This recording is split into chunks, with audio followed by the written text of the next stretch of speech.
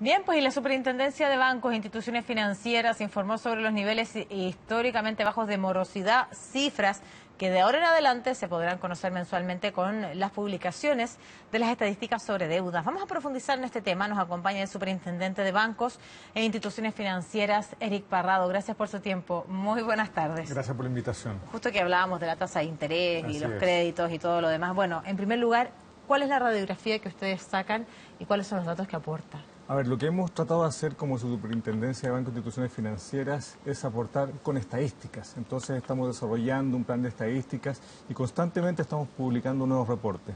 Y hoy día lo que hicimos es publicar reportes en términos de morosidad a nivel regional, pero también a nivel comunal. Estas cifras son inéditas. Siempre se publicaban algunas cosas a nivel nacional, algunas cosas a nivel regional, pero nunca tuvimos la oportunidad de publicar a nivel comunal. Entonces hoy día tenemos esa información y vamos a publicar en forma mensual y tenemos una serie de tiempo desde enero de 2008 y por lo tanto podemos seguirle un poco la pista a cómo las comunas se han desarrollado en términos bancarios, pero también en el impacto negativo cuando hablamos de morosidad. Sí, aquí tengo este mapa y esta radiografía. Ahora, ¿qué tan relevante es poder conocer cuánto es la deuda que se adquiere en determinadas comunas? Es bastante importante. ¿Por qué? Porque se pueden hacer políticas públicas y políticas comerciales. Por ejemplo, si vemos que los top 10 en términos de crédito de consumo, la morosidad es más alta en Providencia. Hay que explicar primero por qué. Entonces, lo que pueden hacer los bancos, los usuarios financieros, es tratar de revisar por qué está ocurriendo eso. Pero, a ver, era una duda que se nos generaba incluso cuando revisamos este informe. Que Providencia sea la comuna con mayor morosidad guarda relación con que me imagino es la comuna donde más créditos se adoptan, me imagino porque es donde más se realizan transacciones comerciales, porque hay más casas bancarias, porque hay más sucursales que pueden prestar dinero. Y esto tiene un comportamiento específico, porque finalmente no es donde las personas residen, donde necesariamente van a pedir los créditos. Claro, pero en el caso de Providencia estamos hablando de consumo. Lo que tú planteas se puede dar en el caso comercial, por ejemplo, una empresa en Antofagasta donde se tramita el crédito en la región metropolitana. Y la región metropolitana en términos de crédito comercial representa casi el 80 y tantos % a nivel nacional. Sin embargo, en crédito consumo solamente representa el 59%. Significa que las decisiones a través del crédito de consumo son bastante locales, son bastante de la región, bastante de la comuna. Y por lo tanto, cuando vemos el dato de Providencia, que es 5,1%, y vemos que el promedio es mucho más bajo que eso, llama la atención. Obviamente después hay que entrar al detalle de entender cuál es el efecto que está ocurriendo en cada una de las comunas para entender por qué se pasa esto. Pero, por ejemplo, en el crédito comercial, vemos que las comunas del norte tienen mayores tasas de morosidad, si uno lo compara a nivel nacional. Y eso obviamente uno lo podría asociar a lo que está pasando con la actividad minera. Porque esta radiografía entrega la morosidad en los créditos hipotecarios, en los créditos de consumo. Y en los créditos de vivienda. Entonces, acuérdense que todos los créditos de la banca están descompuestos en tres. El crédito comercial, que representa casi el 57% del crédito total. Después tenemos el crédito de vivienda, que representa un 30%, y el crédito de consumo, que representa un 13%. Entonces, tenemos esa descomposición completa y ahí podemos ver cuáles son los top 3, por ejemplo, a nivel de regiones, pero también podemos ver cuáles son los top 10 a nivel de comunas. Y toda esa información está en ese reporte que lanzamos hoy día. Y en ese reporte que está disponible para todos, pero ustedes nos pueden entregar también algunos datos que pueden llamar la atención, es decir, ¿dónde están las comunas donde se generan mayor cantidad de morosos en los créditos hipotecarios, de vivienda y también de consumo? Así es. Por ejemplo, mostremos, acá tengo un montón de estadísticas, pero mostremos, por ejemplo, lo que pasa con la mora en el crédito consumo. Y acá vamos a ver, por ejemplo, este gráfico. Perfecto. ¿Está bien ahí? No sé si se puede ver bien. Y acá, por ejemplo, vamos a ver que el promedio en la mora de consumo a más de 90 días, que es la mora más dura, la mora más difícil de pagar, el promedio nacional está en torno a 1,7%, 1,69%. ¿Qué es la barra que usted ve en amarillo? La barra en amarillo, pero en el caso de Providencia vemos que esa misma tasa de morosidad en consumo sube a 5,12%. Y, por ejemplo, Providencia muestra el mismo comportamiento en el crédito de vivienda e hipotecario. No, solamente en consumo. Y esa es la gracia de desagregar esta información a nivel de tipo de cartera.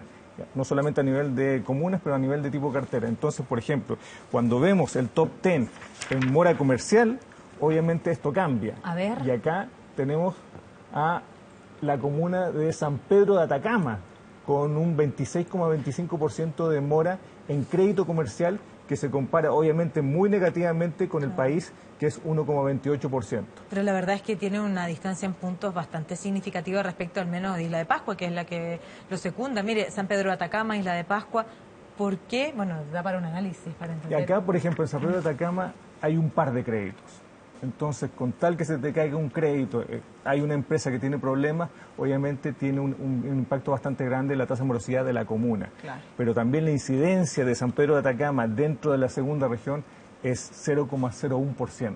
O sea, en términos de estabilidad financiera no dice mucho, pero llama la atención que esa tasa de morosidad sea tan alta en San Pedro. Y en San Pedro, obviamente, el alcalde, el gobernador puede tratar de revisar por qué está ocurriendo también.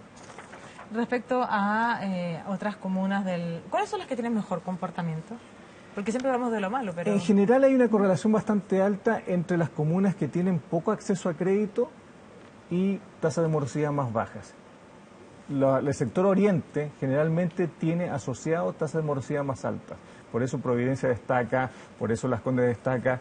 En general la distribución del ingreso sabemos que está mal distribuida en el país y por lo tanto, mientras más ingreso tienes, más deuda tienes y generalmente tienes asociado también mayores tasas de morosidad. Por ejemplo, si vemos este gráfico, un nuevo gráfico, que es la región metropolitana, las zonas en rojo son las tasas de morosidad más altas. Este es un gráfico que está revisando el crédito de consumo, la mora de consumo, a más de 90 días. Entonces vemos que en la zona oriente hay varias zonas rojas que son las tasas de morosidad más altas a nivel de la región metropolitana. Después hay otras en el sur, pero es bien variado, no hay un patrón definido en términos de dónde se encuentran las tasas de morosidad. Insisto, ¿para qué es útil conocer dónde se encuentra la mayor tasa de morosidad en esos tres tipos de crédito? ¿Qué tipo de políticas públicas se pudieran diseñar en favor de el cumplimiento de esta Por ejemplo, en términos de políticas comerciales, ¿no es cierto? En términos de políticas públicas es la información y es educar a la gente y mandarle un mensaje, por ejemplo, a la Comuna de Providencia, ojo, tenga un poquito más de cuidado porque mucha gente de su comuna está teniendo problemas de morosidad. Claro. Entonces usted cuando acceda a un crédito sea más cuidadoso, compare, vaya de shopping en el sistema bancario, compare distintos bancos, compare distintas ofertas y obviamente trate de ser responsable en términos del manejo de ingresos y gastos. Y lo mismo para las instituciones financieras. Le estamos diciendo, ¿sabe qué? Las instituciones financieras como un todo tienen una tasa de morosidad más alta en su comuna. ¿Qué está pasando? ¿Están revisando bien los antecedentes de las personas o no? Y por lo tanto es una información no solamente para el usuario financiero, pero también para la institución financiera. Políticas comerciales. El banco puede decir, acá hay un problema en algunas comunas, la tasa de morosidad es mucho más alta y por lo tanto vamos a ser más cuidadosos. Y por el lado del usuario, lo mismo. Está pasando un problema en Providencia, nos estamos sobreendeudando y eso tiene una implicancia en la tasa de morosidad. Acá lo que tratamos de hacer es no demonizar la deuda, sino decir, úsela bien.